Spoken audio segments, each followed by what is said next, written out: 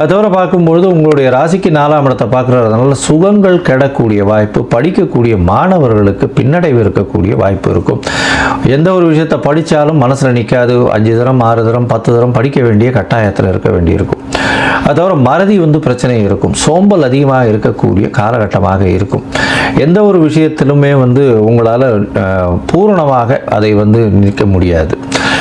இந்த காலகட்டத்தில் பார்த்தோம்னா புதிய வீடு மனை வாங்கணும்னு பார்த்தோம்னா ரொம்ப ஜாகிரதையாக இருக்கும். அந்த காலகட்டத்தில் வாங்கும்பொழுது கவர்மெண்ட்டினுடைய பிரச்சனைகள், அரசாங்கத்தின் மூலியமாக பிரச்சனைகள் வரக்கூடிய வாய்ப்பு உண்டு.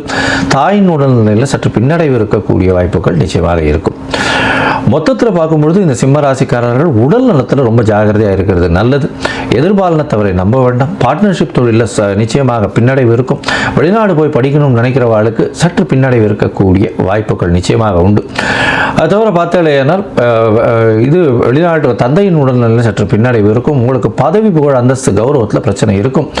அதுவும் இந்த அரசாங்கம், அரசு சம்பந்தப்பட்டவர்கள், அதை தவிர head of the department, administrative incharge, எந்த ஒரு துறையிலையும் தலைமை தாங்கும் பொறுப்பில் இருக்கிறவங்க, இவங்களுக்கெல்லாம் பிரச்சனைகள் வரக்கூடிய வாய்ப்புகள் நிச்சயமாக உண்டு.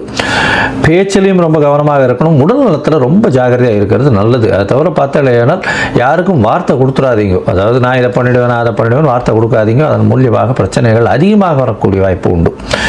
ராசிக்கு 4ஆம் இடத்தை சனி பார்க்கறதுனால கண்டிப்பாக உங்களுடைய சுகங்கள் கெடும். படிக்கக்கூடிய மாணவர்களுக்கு பின்னடைவு இருக்கும்.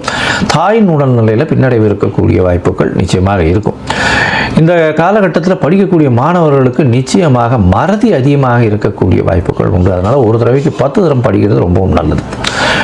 மொத்தத்தில் இந்த காலகட்டத்தில் பார்க்கும்பொழுது உங்களுக்கு மிகவும் ஏற்றம் இல்லாத காலமாகவே இருக்கும். நீங்கள் கொடுமுடி, அதாவது ஈரோடு பக்கத்தில் இருக்கக்கூடிய கொடுமுடியில் இருக்கக்கூடிய சனீஸ்வரன் கோவிலுக்கு போயிட்டு வாங்க. சனீஸ்வரன் கோவிலுக்கு போயிட்டு அங்கே எள்ளு தானம் பண்ணுங்க. எள்ளில் மூலியமாக பண்ணக்கூடிய அந்த வெல்லம் போட்டு எள்ளில் இது பண்ணுவாங்க.